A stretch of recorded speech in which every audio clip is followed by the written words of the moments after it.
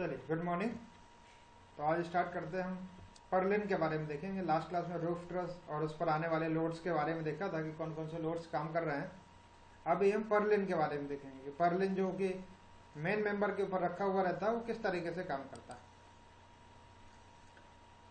तो परलिन हमने देखा था कि मेन कॉर्ड मेंबर या प्रिंसिपल रैफ्टर के ऊपर रखा हुआ होता है और कॉमन रैफ्टर को सपोर्ट करता है और रूफ कवरिंग को भी कह सकते हैं कि सपोर्ट करता है।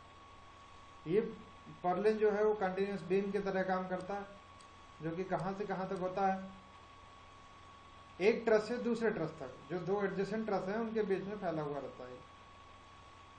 यानी कि इसकी अगर लेंथ कहें, ये कंटिन्यूस बीम है जिसकी लेंथ कहां से कहां तक है, ट्रस से ट्रस के बीच का, यानी स्पेसिंग ऑफ ट्रस इसकी length. Span of purlin will be equal to the spacing of truss.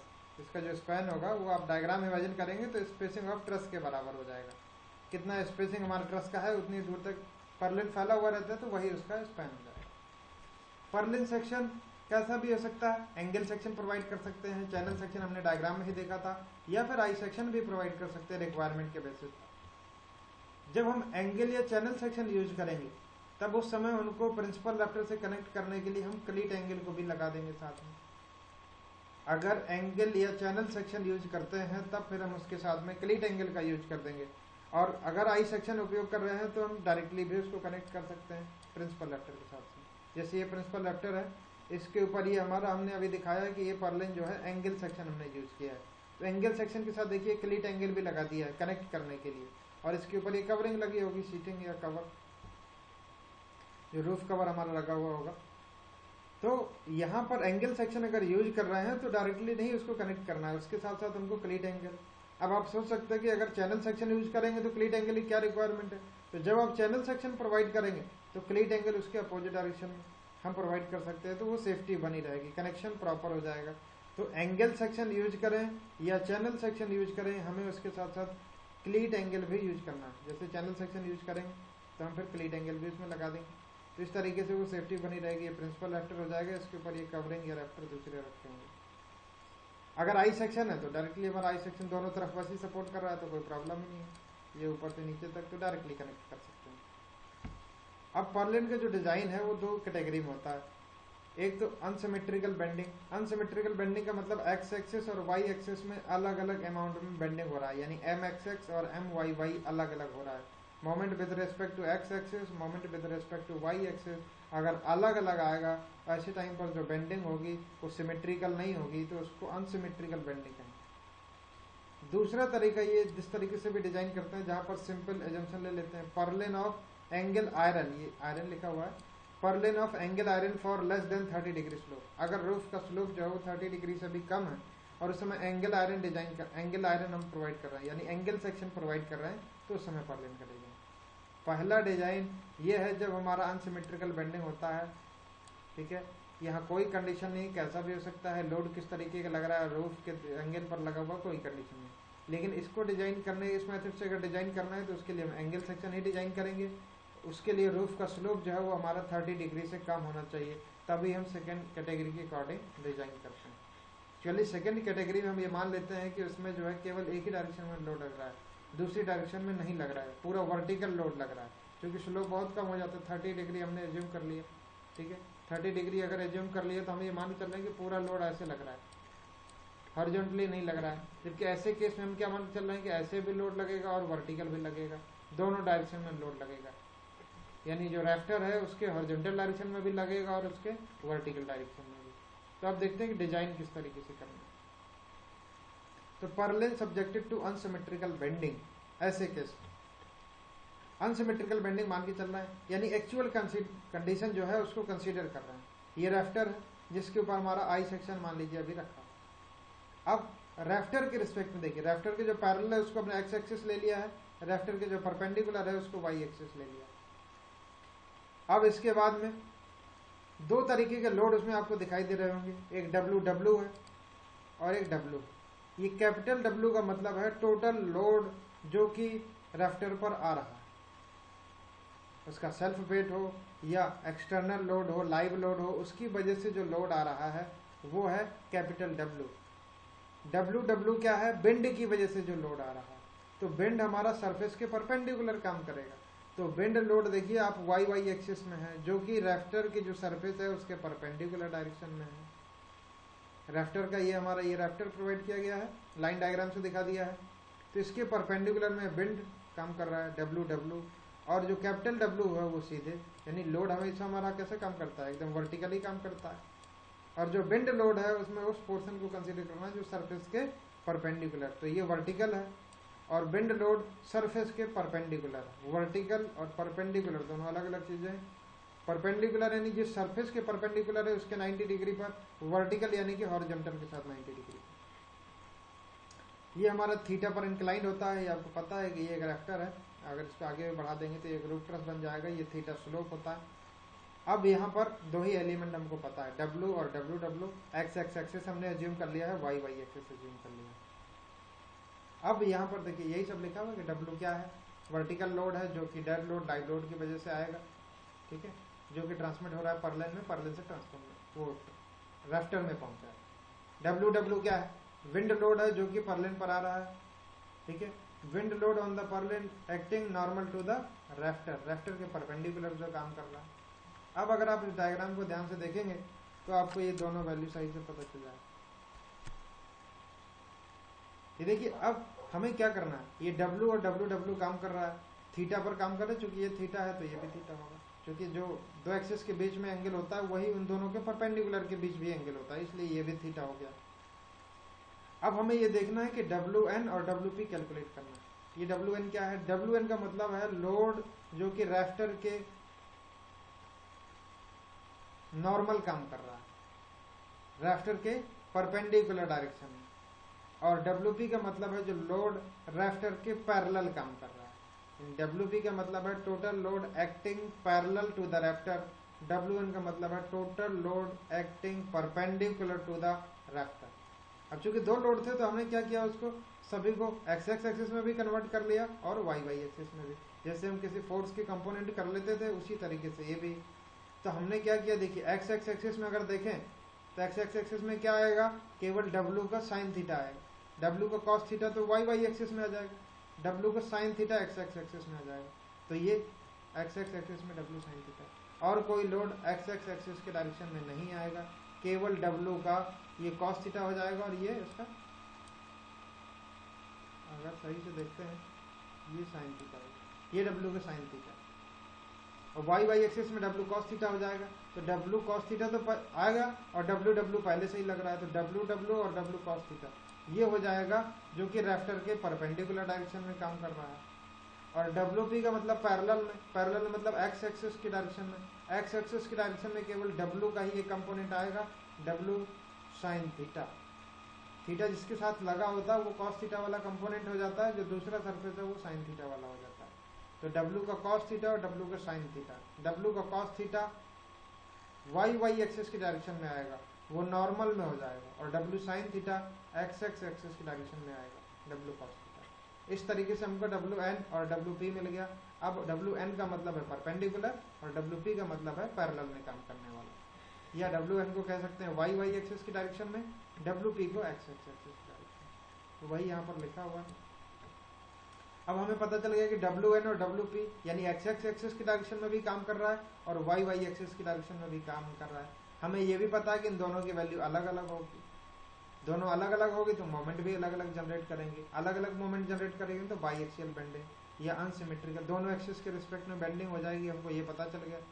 अब जब मोमेंट कैलकुलेट करेंगे तो हमें पता चल जाएगा कि एम एक्स एक्स और एम वाई वाई अलग अलग है, तो दोनों अलग अलग आ जाएंगे, तो इसका मतलब बेंडिंग सिमेट्रिकल नहीं है, अनसिमेट्रिकल। अब देखिए इसका प्रोसीजर किस तरीके से करेंगे। अभी हमें डब्ल्यू एन हमको पता चल गया कैसे कैलकुलेट करना है, ये यहाँ पर लिखा हुआ equation number 5, equation number 2 W N मिल जाएगा, डब्ल्यू पी मिल जाएगा, थीटा या तो दिया होगा या स्पैन और राइज दिया होगा। तो आपको ये तीनों चीजें, सबसे पहला स्टेप यही है कि अनसिमेट्रिकल बेंडिंग अगर हो रही है तो हमें डब्ल्यू एन निकालना है, डब्ल्यू पी निकालना है, थीटा। जैसे ही डब्ल्यू एन डब्ल्यू पी मिल जाएगा तो बेंडिंग मोमेंट निकालने का ये डायरेक्ट फार्मूला इसमें रख देना है। एक्स एक्स एक्सिस के रिस्पेक्ट में मोमेंट निकालना है, तो डब्ल्यू एन जो निकाला है उसको स्पैन, एल क्या है, स्पैन ऑफ परलिन, तो स्पैन ऑफ परलिन क्या है, जो ट्रस के बीच का डिस्टेंस होगा या स्पेसिंग ऑफ ट्रस जो दिया होगा वही स्पैन है परलिन, ट्रस का जो स्पेसिंग तो WN यानी स्पैन का 10th से डिवाइड कर देना है, उसको WN से मल्टीप्लाई कर देंगे, फिर WP को L/10 से डिवाइड करके मल्टीप्लाई कर देंगे तो MYY मिल जाएगा। यानी इन फार्मूले में आपको रखना है तो MXX मिल जाएगा और MYY मिल जाएगा। अब MXX और MYY भी मिल गया। अब हमें क्या करना है, सेक्शन सेलेक्ट करना है। तो सेक्शन सेलेक्ट करने के लिए ट्रायल कहाँ से शुरू करना है, ये आपको दिया हुआ है कि ZXX और ZYY section modulus with respect to X axis, section modulus with respect to Y axis 5 से 7 के बीच में लेना है अगर लाइटली लोडेड पर्लिन है, और अगर हैवली लोडेड पर्लिन है तो 7 से 10 के बीच में लेना है। ठीक है, तो ये हमको कैसे पता चलेगा कि कितना लाइटली लोडेड है या हैवली लोडेड है, तो हम 7 ही ले लें। अगर 7 ले लेंगे तो दोनों की बाउंड्री पर आ जाएगा। तो जब भी आपको लेना होगा तो ZXX अपॉन ZYY को कितना एज्यूम कर लें, 7 एज्यूम कर ले, तो दोनों के सेफर साइड में रहेंगे। फिर जैसा भी सेक्शन होगा तो वो आपको पता चल जाएगा। अब ZXX अपॉन ZYY जब जैसे ही आप एज्यूम कर लेंगे तो उसके बाद क्या करना है, इस फार्मूले में रख देना है।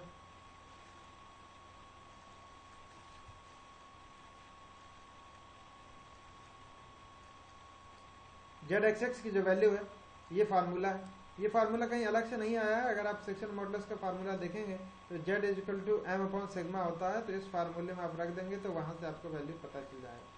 ठीक है, तो ZXX is equal to MXX upon FB 1 plus MYY upon MXX into ZXX upon ZYY। ये इक्वेशन कहाँ से आती है ये आपको मैं यहाँ से बताते रहूँ। ये जो बेंडिंग स्ट्रेस होता है सिग्मा इज इक्वल टू, तो यहाँ पर बेंडिंग स्ट्रेस जो है सिग्मा वो दोनों के एडिशन के बराबर जाएगा, सिग्मा XX और प्लस सिग्मा YY। तो sigma is equal to sigma XX plus sigma YY। Sigma XX is equal to क्या होगा, M upon Z, sigma YY क्या होगा, M अपॉन Z। तो यहाँ पर M अपॉन Z यानी M अपॉन I, Z का फॉर्मूला क्या है, I अपॉन Y होता है, तो I अपॉन Y हो गया। यहाँ पर भी I upon Y।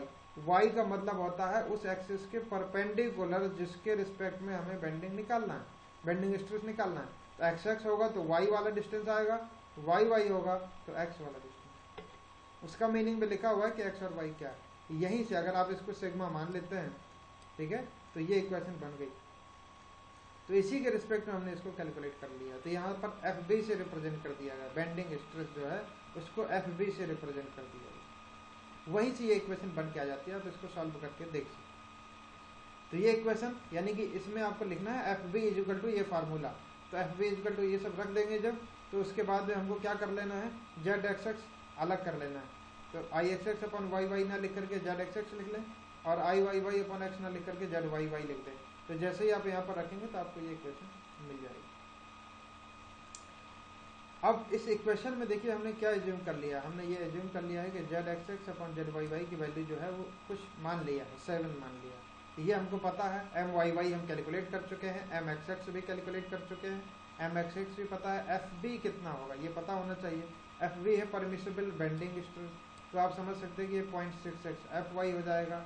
But 0.66 FY bending stress general condition में होता है। यहाँ पर हम देखिए विंड लोड को भी ले रहे हैं, और ये मैंने आपको स्टार्टिंग लेक्चर्स में बताया था कि जब भी विंड लोड लेते हैं तो उस टाइम पर जो स्ट्रेस है उसकी वैल्यू 1/3 या 33.33% लगभग बढ़ जाती है। ये क्लॉज नंबर भी लिखा हुआ है, आप देख सकते हो इसमें कोड। तो यहाँ पर हमको क्या करना है, FB की वैल्यू जो 0.66 FY होती है उसको किससे मल्टीप्लाई कर देना है, 1.33 से मल्टीप्लाई कर देना है। क्योंकि 1 से अगर मल्टीप्लाई करेंगे मतलब 100%, 33% बढ़ा देना है यानी 1.33 कर देना। तो जब आपको FB मिल जाएगा जो कि फिक्स वैल्यू है, MXX पहले ही पता है, MYY भी पता है, ZXX अपॉन ZYY एज्यूम कर लिया है, तो आपको क्या मिल जाएगा, ZXX मिल जाएगा। इसी अकॉर्डिंग चलना है आपको। ZXX जैसे ही मिल जाएगा तो क्या करना है, ZXX के अकॉर्डिंग सेक्शन सेलेक्ट कर लेना है स्टील टेबल से। स्टील टेबल से सेक्शन ZXX अभी तक किसके हिसाब से सिलेक्ट करते थे, एरिया के बेसिस पर सिलेक्ट करते थे। अब हमें सेक्शन मॉडुलस देखना है, उसके बेसिस पर सेक्शन प्रोवाइड करना है। ZXX ZYY क्या है, वही सेक्शन मॉडुलस है। अब हमें क्या करना है कि जो हमने सेक्शन सेलेक्ट कर ली, ठीक है, सेक्शन सेलेक्ट कर लेने के बाद में उसकी पूरी प्रॉपर्टी नोट कर लेंगे। अब पूरी प्रॉपर्टी नोट कर लेने के बाद अब हम यहाँ पर रख देंगे maximum fibre stress, check for maximum fibre stress. अभी मैक्सिमम फाइबर स्ट्रेस हमने यहाँ पर रख दिया था, लेकिन अब हमें चेक करना है कि वो लिमिट के अंदर है या नहीं है। तो मैक्सिमम फाइबर स्ट्रेस, अभी फार्मूला रख दीजिए वही जो पहले मैंने अभी आपको बताया था। वहीं पर mxx अपॉन zxx अगर कॉमन ले लेंगे तो ये इक्वेशन बन जाएगा। ठीक है, ixx अपॉन y का मतलब है zxx। ठीक है, यहाँ से आप इसको zxx ले सकते हैं और इसको zyy लिख सकते हैं, यानी पूरा नहीं लिखें, सीधे sigma is equal to mxx upon zxx myy upon zyy। जैसे ही आप ये लिखेंगे फिर mxx अपॉन zxx कॉमन ले लीजिए तो अपने आप ही बन जाएगा। यानी ये नहीं भी लिखेंगे तो भी चल जाएगा, i अपॉन y, सीधे zxx लिख दें। और ये हमको पता है कि सिग्मा इज इक्वल टू क्या होता है, सिग्मा इज इक्वल टू होता है m अपॉन z। ठीक है, sigma is equal to m upon z होता है, वहां से आप डायरेक्टली लिख सकते हैं। अब ये जो सिग्मा हम कैलकुलेट करके लाएंगे, क्योंकि अब हमें zxx पता है, zyy भी पता है और ये भी पता है, zxx भी पता है, पहले नहीं पता था। अब जो नया सेक्शन सेलेक्ट करेंगे उसकी सभी प्रॉपर्टी हमको पता है, तो zxx भी मिल जाएगा। तो जो मैक्सिमम फाइबर स्ट्रेस होगा वो परमिसिबल वैल्यू से कम होना चाहिए, तभी हमारा जो सेक्शन है वो सेफ रहेगा, अदरवाइज अनसेफ हो जाएगा। अब अगर ये सेफ हो गया है, एक्स और वाई के बारे में लिखा हुआ है, क्या है, X are the extreme fibre distance from the axis of bending along respective axis, X X यानी एक्स एक्सिस के रिस्पेक्ट में, वाई एक्सिस यानी वाई जो वैल्यू है उसी के रिस्पेक्ट में आपको कैलकुलेट करना है। जैसे डायग्राम बनाएंगे तो आपको पता चल जाएगा। वैसे एक्स और वाई की ज़्यादा जरूरत ही नहीं पड़ेगी, क्योंकि सीधे zxx और zyy मिल जाएगा, तो हम वहाँ से वैल्यू रखेंगे। सेक्शन मॉडुलस हमने यहाँ पर मैक्सिमम फाइबर स्ट्रेस जो है चेक कर लिया है, अगर ये सेफ हो गया तभी आगे बढ़ना है, अदरवाइज फिर हमको नया सेक्शन सेलेक्ट करना पड़ेगा। अब अगर ये सेफ हो गया तो हमें यही चेक करना है कि वो डिफ्लेक्शन में सेफ है या नहीं है। तो डिफ्लेक्शन निकालने क्या फार्मूला है, ये फार्मूला आपको डायरेक्टली याद रखना है। देखिए, वैसे तो डिफ्लेक्शन का फार्मूला कैसे आता है वो भी एक अलग एरिया है, बट यहाँ पर यही ध्यान रखिए 5w की पावर 3, w कैपिटल है, अपॉन 384 EI, 5w की पावर 3 अपॉन 384 EI। अगर डेल्टा x एक्सिस के रिस्पेक्ट में निकालें तो ixx हो जाएगा और यहाँ wn हो जाएगा, और y एक्सिस के रिस्पेक्ट में निकालेंगे तो यहाँ wp हो जाएगा और यहाँ iyy हो जाएगा। यानी लोड आपका y एक्सिस के रिस्पेक्ट में जब निकालेंगे तो पैरेलल वाला लेना है, और x एक्सिस के रिस्पेक्ट में जब लोड निकालेंगे, यानी लोड हमेशा परपेंडिकुलर डायरेक्शन वाला लेंगे। डिफ्लेक्शन x एक्सिस के रिस्पेक्ट में निकालना है तो लोड हमारा जो है वो परपेंडिकुलर डायरेक्शन वाला होना चाहिए। जैसे कि ये बीम है तो ऐसे लोड लगेगा, तभी तो हमको डिफ्लेक्शन पता चलेगा। ये इस तरीके से डिफ्लेक्शन हो जाएगा यहाँ से यहाँ तक, तो ये लोड परपेंडिकुलर डायरेक्शन, तो डेल्टा x है तो wn लिया गया है, मोमेंट ऑफ इनर्शिया वही वाला लेना है। डेल्टा x मिल जाएगा, डेल्टा y मिल जाएगा, क्योंकि E और I आपको क्वेश्चन में दिया, I तो आप सेक्शन से ले लेंगे, E क्वेश्चन में दिया होगा। डेल्टा की वैल्यू कैसे निकालेंगे, क्योंकि दोनों परपेंडिकुलर डायरेक्शन में, एक x एक्सिस में डिफ्लेक्शन हो रहा है, एक y एक्सिस में हो रहा है, ये परपेंडिकुलर निकालेंगे तो आपको टोटल मिल जाएगा। ये डिफ्लेक्शन जो है वो स्पैन बाई 325 से कम होना चाहिए। अगर स्पैन बाई 325 से कम है तभी वो सेफ है, अदरवाइज अनसेफ है। फिर से हमको रिवाइज करना पड़ेगा। तो अगर ये भी सेफ आ रहा है, ये भी सेफ आ रहा है, तभी हमारा स्ट्रक्चर जो है सही है, हम उसको प्रोवाइड कर सकते हैं जो सेक्शन हमने सेलेक्ट किया था, अदरवाइज हमको रिवाइज करना पड़ेगा। तो यहाँ पर डेल्टा x और डेल्टा y वही डिफ्लेक्शन है, इसके बारे में लिखा। ये दूसरा स्टेप है कि किस तरीके से हमको इसको डिजाइन करना है। अगर अनसिमेट्रिकल बेंडिंग नहीं है, ऐसा क्वेश्चन में दिया हुआ है कि हमारा जो स्लोप है वो 30 डिग्री से कम है, और हमें कौन सा पर्लिन डिजाइन करना है, एंगल पर्लिन डिजाइन करना है। एंगल पर्लिन डिजाइन करना है और स्लोप का कितना है, वो ट्रस का स्लोप कितना है, 30 डिग्री से कम। तो ऐसे केस में हम उसका डिजाइन किस तरीके से करेंगे, तो ये मान के चलिए कि जब ऐसा केस होता है तो हम जो अभी तक एक्स एक्स और वाई वाई दोनों ले रहे थे वो नहीं कंसीडर करना है, केवल एक एक्सिस कंसीडर करना पड़ेगा। ठीक है, क्योंकि हम उसको ट्रस जो इस तरीके से है उसको लगभग ऐसा मान ले रहे हैं, हॉरिजॉन्टल मान लिया हमने, तो उस केस में ज़्यादा आसान हो जाएगा, क्योंकि केवल लोड कैसा लगेगा, परपेंडिकुलर ही लगेगा। एक्स एक्सिस में जो ऐसे लोड लग रहा था वो वाला लोड हमने अब कैंसिल कर दिया कि लोड लग ही नहीं रहा। जब हमारा एक्सिस हॉरिजॉन्टल है तो हॉरिजॉन्टल में लोड लगेगा कोई मतलब नहीं है, जो वर्टिकल लोड लगेगा वही वाला हमको कंसीडर करना। तो यहाँ पर ये एज्यूम तभी करना है जब क्या हो, depth of Perlin span by 45 से कम ना हो, width of Perlin span upon 60 से कम ना हो, तभी हमको ये एज्यूम करना है। ये जो हमने एजम्पशन लिया हुआ है, ठीक है, जो हम आगे डिजाइन करेंगे ये तभी लेना है जब स्पैन बाई 45 से ज़्यादा हो उसका डेप्थ, स्पैन बाई 60 से उसका विड्थ ज़्यादा। In this case all load are assumed, ये एज्यूम क्या कर रहे हैं देखिए, all loads are assume to be acting normal to the surface, केवल नॉर्मल काम कर रहा है, ये नॉर्मल देखिए, नॉर्मल टू द सरफेस।